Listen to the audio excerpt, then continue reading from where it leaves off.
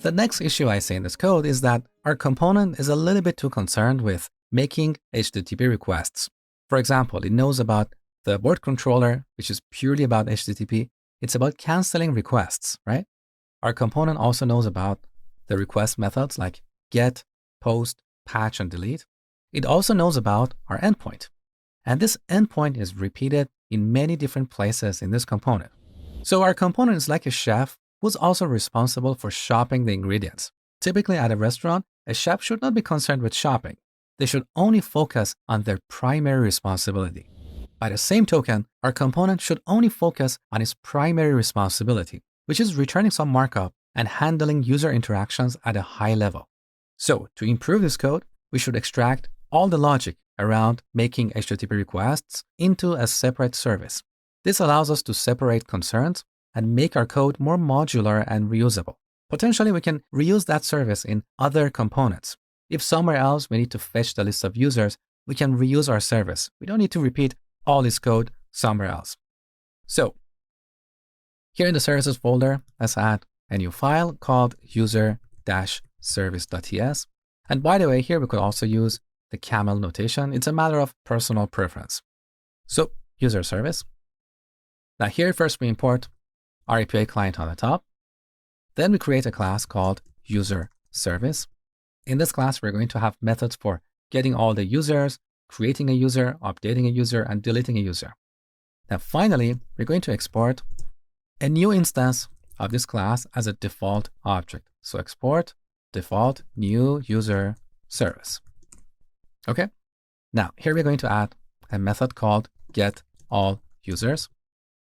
In this method, we're going to have the logic for sending an HTTP request to our backend. So back to our app component.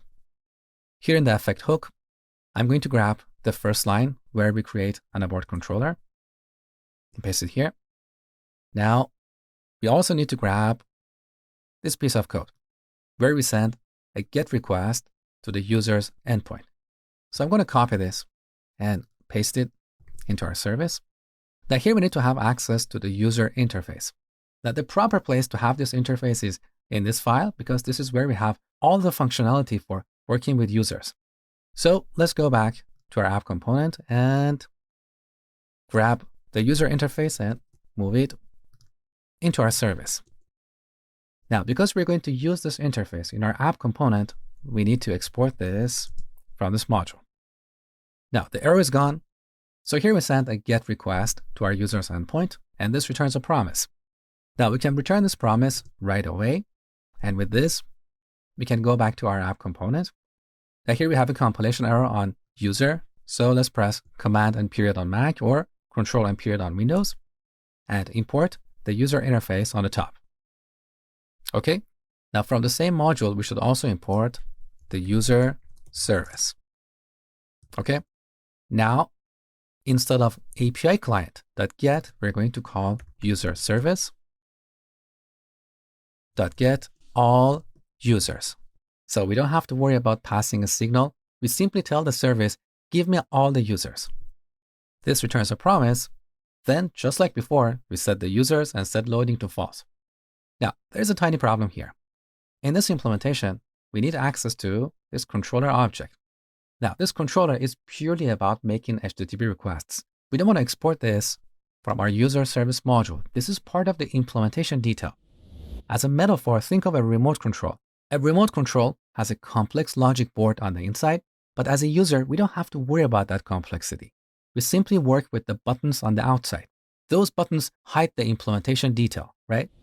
So to solve the compilation issue, instead of returning this promise from this method right away, we're going to store it in an object called request. And instead, at the end, we should return an object with two properties. One is the request object. The other one is a cancel method. So we set this to a function, and in this function, we call controller.abort. So the consumer of the user service simply uses the cancel method or the cancel button to cancel a request. How it's happened internally, it's irrelevant. That's implementation detail, okay? Now back to our app component. So we need to make a slight change here. So we call user service.getAllUsers. Then we get an object. Now I'm going to destructure that to grab the request and the cancel function. Now here we call request.then. Okay, the error is gone. And finally at the end, instead of calling controller.abort, we call the cancel function. Now with this change, our effect hook knows absolutely nothing about making HTTP requests. So we have better separation of concerns. Now here's your exercise. I want you to pause the video and move the other logic around making HTTP requests into our user service. Then come back, see my solution. All right, next we need to work on deleting a user. So our service needs to expose a method for deleting a user. So back to the user service.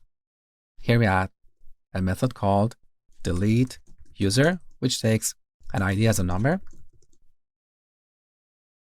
Now here back to our app component, I'm going to grab this piece of code where we send a delete request to our backend and paste it right here.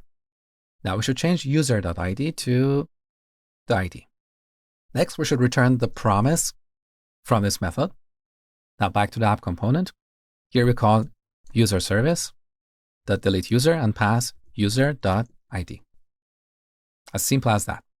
Next, we need to work on adding a user. So let's go to our user service and add a method called add user. We could also call it create user. I think that's better, which takes a user object. Now back to the app component. I'm going to grab this piece of code where we send a post request to the endpoint, cut, and paste it here. Now we should rename new user to just user and return the promise from this method. Next, we go back to the app component and here we call user service .create user and pass the new user object. Okay, we're almost there. The last method we need is for updating a user. So back to our service, we add a new method called update user, which takes a user object. Now back to the app component, we grab this piece of code where we send a patch request to this endpoint, cut, paste it here, and rename updated user to user, and simply return the promise.